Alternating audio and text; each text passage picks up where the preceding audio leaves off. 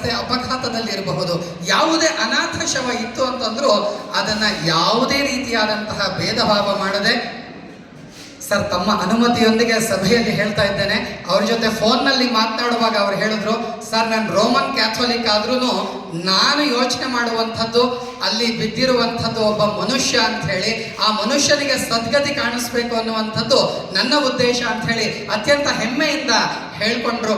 ಇಂತಹ ಸಾಧಕರಿಗೆ ನಮ್ಮ ಸಂಸ್ಥೆ ಅತ್ಯಂತ ಹೆಮ್ಮೆಯಿಂದ ಟೈಮ್ಸ್ ಪುರಸ್ಕಾರವನ್ನ ನೀಡ್ತಾ ಇದೆ. ಎರಡನೆಯ ಒಂದು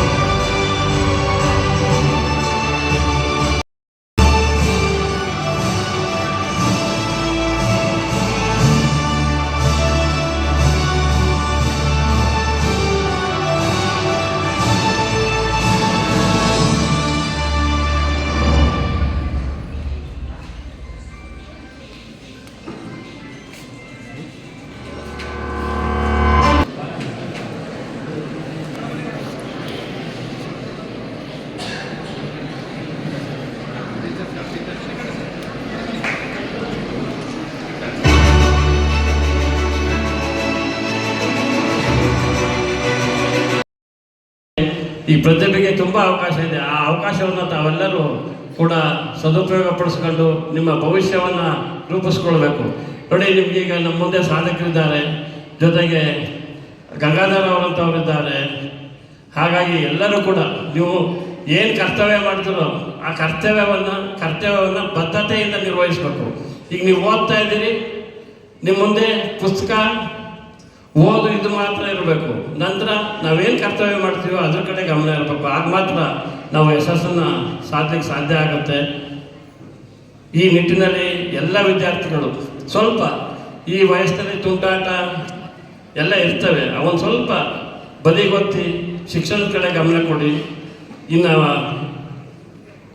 ಪದವಿ ವ್ಯಾಸಂಗ ಮುಗಿಯೋಷ್ಟರೊಳಗೆ ಬದುಕು ಕೂಡ ರೂಪಿಸ್ಕೊಳ್ಳುವಂಥ ಸನ್ನಿವೇಶ ಬರುತ್ತೆ. ಒಳ್ಳೊಳ್ಳೆ ಸಂಸ್ಥೆಗಳಿದೆ. ನೀವು ನಿಮ್ಮ ಮೂಲಕ ನಿಮ್ಮ ಪೋಷಕರು ನಿಮ್ಮ ಭವಿಷ್ಯ ರೂಪಿಸುವ ಮೂಲಕ ಅವರು ಒಂದು ಯಶಸ್ಸನ್ನು ಗಳಿಸ್ದು ನಮ್ಮ ಕುಟುಂಬ ಅನ್ನೋ ಒಂದು ಸ್ಫೂರ್ತಿ ನೀವು ಅವರಿಗೆ ಪೋಷಕರಿಗೆ ಸ್ಫೂರ್ತಿಯಾಗಿ ನಿಲ್ಲಬೇಕು. ನೀವು ಯಾವ ಕಾರಣಕ್ಕೆ ಅಂದರೆ ಒಂದು ಕುಟುಂಬದ ಒಬ್ಬ ಮನುಷ್ಯ ದುಡಿಯೋ ಹಂತಕ್ಕೆ ಹೋದ ಅಂದರೆ ಇಡೀ ಕುಟುಂಬದ ಆರ್ಥಿಕ ಸ್ಥಿತಿ ಬದಲಾವಣೆ ಆಗುತ್ತೆ. ಅದೇ ಅಭಿವೃದ್ಧಿ. ಆ ಕಡೆಗೆ ತಾವು ಹೆಚ್ಚು ಗಮನ ಕೊಟ್ಟು, ಜೊತೆಗೆ ವಯಸ್ಸಾದಂಥ ತಂದೆ ತಾಯಿ ಹಿರಿಯರ ಬಗ್ಗೆ ಗೌರವವನ್ನು ಬೆಳೆಸ್ಕೊಂಡು ಹೋಗಬೇಕು ಅನ್ನೋದು ನನ್ನ ಕೋರಿಕೆ. ಮಕ್ಕಳೇ, ಕಾರಣ ಇಷ್ಟೇ, ಇವತ್ತು ಬಹಳಷ್ಟು ವೃದ್ಧಾಶ್ರಮಗಳು ಪ್ರಾರಂಭ ಆಗ್ತಾ ಇದ್ದಾವೆ. ಕಾರಣ, ಯಾರೋ ಅವಿದ್ಯಾವಂತರ ಕುಟುಂಬದಿಂದ ಹೋದವರು ಯಾರು ವೃದ್ಧಾಶ್ರಮಕ್ಕೆ ಸೇರ್ತಾ ಇಲ್ಲ. ಎಲ್ಲ ವಿದ್ಯಾವಂತರ ನಮ್ಮಂಥ ನಿಮ್ಮಂಥ ವಿದ್ಯಾವಂತರಿರ್ತಕ್ಕಂಥ ಕುಟುಂಬಗಳಲ್ಲೇ ಅಂತ ಸ್ಥಿತಿ ಬರ್ತಾ ಇದೆ. ಅವೆಲ್ಲ ವಿಚಾರಗಳ ಬಗ್ಗೆ ಗಮನಿಸಿ, ಹಿರಿಯರ ಬಗ್ಗೆ, ತಂದೆ ತಾಯಿ ಬಗ್ಗೆ, ಅತ್ತೆ ಮಾವರ ಬಗ್ಗೆ ಮುಂದಿನ ದಿನಗಳಲ್ಲಿ ಎಲ್ಲ ಯೋಚನೆ ಮಾಡ್ತಕ್ಕಂಥ ಮನಸ್ಸನ್ನು ನೀವು ಬೆಳೆಸ್ಕೋಬೇಕು. ಮನೋ ಪ್ರವೃತ್ತಿ ಆ ರೀತಿ ಬದಲಾದರೆ ಈ ಸಮಾಜ ಕೂಡ ಬಹಳ ಉತ್ತಮ ಸ್ಥಿತಿಯಲ್ಲಿ ಇರುತ್ತೆ ಅಂತ ಹೇಳ್ತಾ ಈ ಅವಕಾಶ ಟೈಮ್ಸ್ ಪದವಿ ಪೂರ್ವ ಕಾಲೇಜು ಟೈಮ್ಸ್ ಪುರಸ್ಕಾರವನ್ನ ನೀಡಲಿಕ್ಕೆ ಹರ್ಷಿಸ್ತಾ ಇದೆ.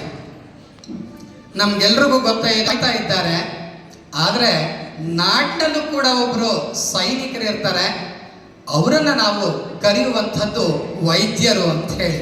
ಯಾಕೆ ಅಂತಂದ್ರೆ ರೋಗಾಣುಗಳು ಅನ್ನುವಂತಹ ಶತ್ರುಗಳೊಂದಿಗೆ ಸದಾ ತಮ್ಮನ್ನ ತಾವು ತೆರೆದುಕೊಂಡು ಹೋರಾಡ್ತಾ ಇರ್ತಾರೆ.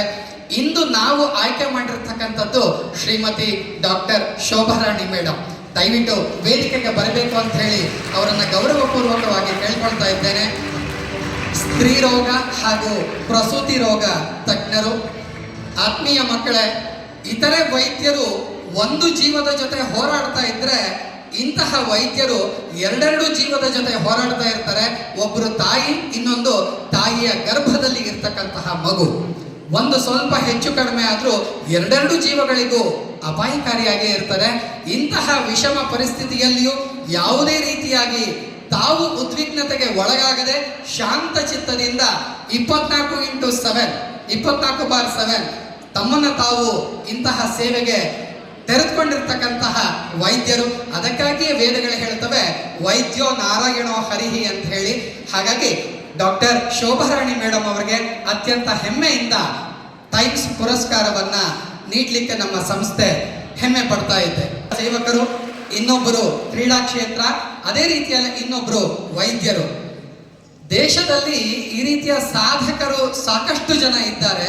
ಇವರಿಗೆಲ್ಲರಿಗೂ ಮೂಲ ವ್ಯಕ್ತಿ ಯಾರು ಅಂತ ಹೇಳಬಹುದಾ? ಇವರಿಗೆಲ್ಲರಿಗೂ ಮೂಲ ವ್ಯಕ್ತಿ ಯಾರು ಅಂದ್ರೆ ಶಿಕ್ಷಕರೇ. ಯಾಕೆ ಅಂದ್ರೆ ಯಾವುದೇ ಕ್ಷೇತ್ರದಲ್ಲಿ ಯಾವುದೇ ಸಾಧನೆ ಮಾಡಲಿ ಅದಕ್ಕೆಲ್ಲದಕ್ಕೂ ಮೂಲ ಯಾರು ಅಂತಂದ್ರೆ ಶಿಕ್ಷಕರು. ಹಾಗಾಗಿ ನಮ್ಮ ಈ ಕಾರ್ಯಕ್ರಮದಲ್ಲಿ ನಿವೃತ್ತ ಮುಖ್ಯ ಶಿಕ್ಷಕರಿಗೂ ಕೂಡ ನಾವು ಸನ್ಮಾನವನ್ನ ಇಟ್ಕೊಂಡಿದ್ದೇವೆ. ಅವರು ಶ್ರೀಯುತ ಈಶ್ವರನ್ ಇ. ದಯವಿಟ್ಟು ವೇದಿಕೆಗೆ ಬರಬೇಕು ಅಂತ ಹೇಳಿ ಅವರಲ್ಲಿ ಗೌರವಪೂರ್ವಕವಾಗಿ ವಿನಮ್ರಪೂರ್ವಕವಾಗಿ ಕೇಳ್ಕೊಳ್ತಾ ಇದ್ದೇನೆ.